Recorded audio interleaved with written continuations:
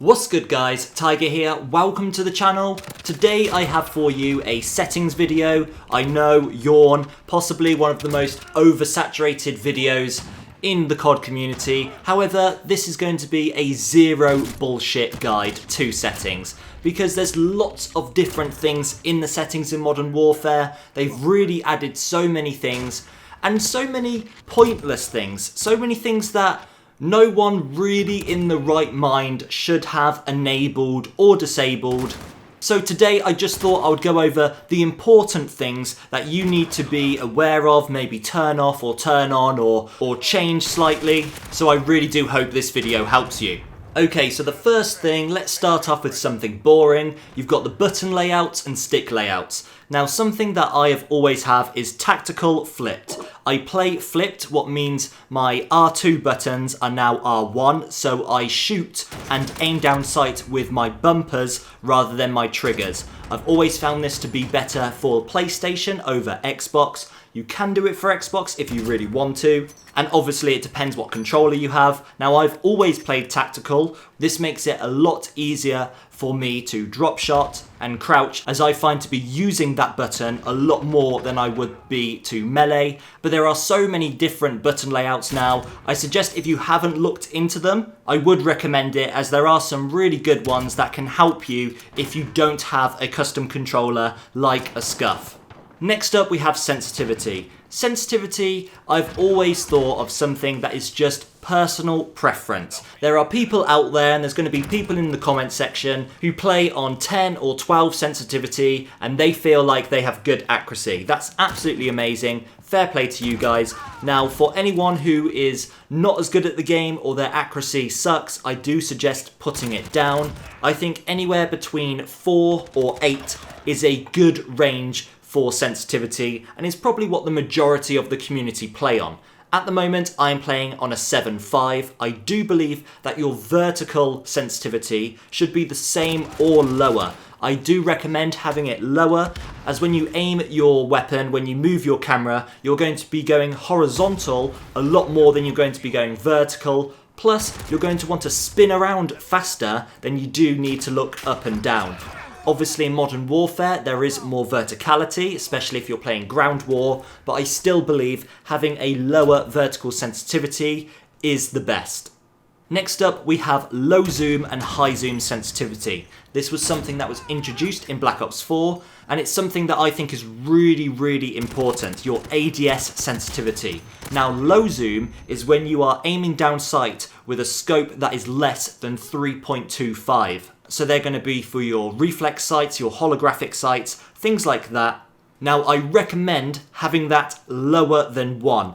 At the moment I have mine on 0.8, and the reason why is because if you are going for those longer range shots with this minimal zoom scope, you want to be able to make those fine adjustments in order to get those kills at those medium to long ranges. You don't want a highly sensitive weapon when you're trying to make those micro movements to hit someone at range. Next up we have high zoom, and this is going to be anything from a 3.25 zoom or more. So this is going to be for anyone who likes to use those long scopes, or people who are using marksman rifles or sniper rifles.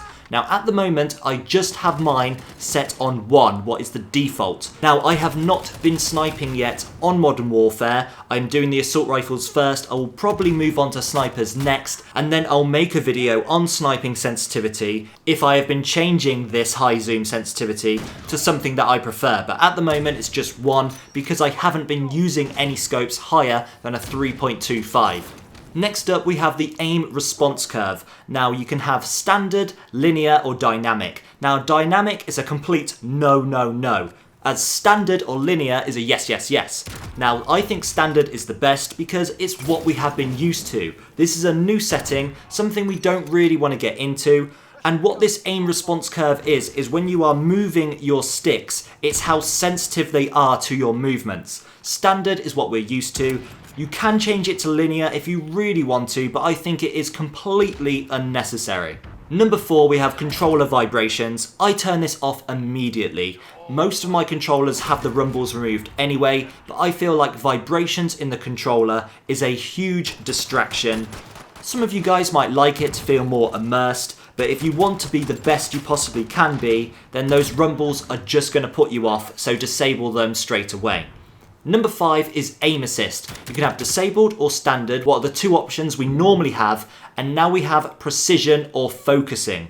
So standard is something we've been using for a long time, but what precision and focusing is when you are aiming down sight and your crosshairs are near an enemy, precision is going to slow down your sensitivity, and then focusing is really going to slow down your sensitivity when you're close. So it's not aimbot, it's not going to help you lock onto your target, it's just going to slow down your sensitivity when you're aiming near the enemy. In the settings, they do say that focusing is best for new players, and I would probably recommend that. I think that is a good thing as well. If you are a new player or you just have really bad accuracy, I would recommend having focusing. I've been using precision since launch. I might change it to standard. I'll see how I feel. I don't think there's a massive difference between standard and precision, in all honesty. This is something you might want to play around with, but I don't think it's going to make a massive difference in all honesty.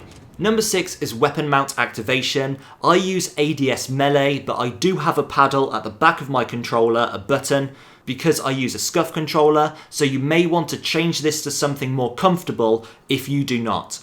Number 7 is depletable ammo switch. Now I have this enabled, so what this means, if you run out of bullets completely, and I don't mean that you need to reload, I mean you have 0 bullets, the game will automatically switch to your secondary weapon.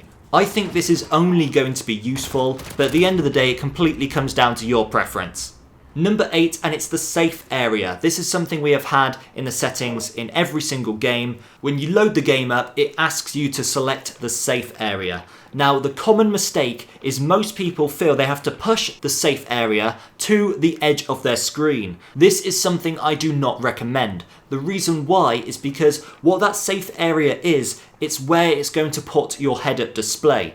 Now, if you are trying to put your minimap and the rest of your head-up display right into the corners, it's going to make it harder for you to see these crucial things, these very important things that can get you more kills, get you less deaths. It can help you tremendously. You do not want to push these far into the corners. You want to keep them visible. So if you have pushed them to the corners, you may want to consider bringing them in, as it's going to help you read the minimap, the compass, and everything else a lot better. Number 9 is film grain, and this is another setting that is just so irrelevant in the game. You can see on the screen which one is more clear. Do you want this really fuzzy, over-sharpened setting, or do you want it to just be normal where you can see everything? Obviously you want it to be normal, so you want to set it to 0. Number 10 is another stupid setting, and it is motion blur. Why Infinity Ward? Did you think this was a good idea? Who wants a blurry screen? Honestly. So if you have not disabled this yet, please do it. World motion blur and weapon motion blur, disable that shit straight away. Number 11 is the audio mix. Now I would recommend you click more info and listen to all of these and just pick which one you prefer. I am using boost high, that is just because I've seen other people using it. My hearing really isn't that good, so I really can't notice much of a difference. It's completely up to you. But number 12 is where it goes into detail and you can change the volume. Master volume should always be on 100 because you can just turn the volume down through other settings on your monitor or on your TV. Music is something I always put to 0 because if I'm in the menu, I'm normally listening to something on my phone or on my computer. And I do not want music in game, especially in those tense moments. I think that is so unproductive, so I turn that to 0. Dialogue and effects I have at 100. Now other YouTubers have been putting dialogue a lot lower. I have it on 100 because there is so much important dialogue being said. There are some things that are being said that are just completely stupid, but very often the enemy players are making call-outs, what is just so unproductive, but you can actually hear the enemy characters call out. And if you have a good headset, you'll be able to identify in what location they are coming from. So I think dialogue is really important. Plus the announcer might be saying something that could really change your plans. So if you haven't been looking at the scoreboard, and then the announcer comes on and said it's a close game, try and get that win, and then you realise you are losing, then you might change your route to try and get the B flag and you might end up getting the win. So I think having dialogue at 100 is important. And effects definitely needs to be on 100, as that is every little sound that you want to hear. Okay, number 13 and the last one, and this is crossplay, and I would enable this as this is going to open up your matchmaking to so many more players, and that's going to help you find a better connection. You're going to be in a lot less laggier games as your matchmaking has a lot less restrictions. It's going to be a lot faster, so it's going to allow you to play against Xbox, PS4 and PC. Now, one thing you need to be aware of, if you don't know already, is you do not need to worry about versing keyboard and mouse players on PC if you are playing on console. The only way you can play against a PC player is if they are playing on a controller, so it's fair. You can play with a keyboard and mouse player if you party up with someone who is playing on PC with a keyboard and mouse, but normally you will not be in a game with anyone who isn't using a controller. Okay guys, so that is everything you need to know about the settings. Hopefully you've learned something new. If you haven't, that's absolutely fine, but at least you're confident now on your settings. If you enjoyed this video and you want to see more, consider subscribing and turning on notifications to stay updated on all my latest content. But that's all from me guys. Take care and I'll see you in the next video.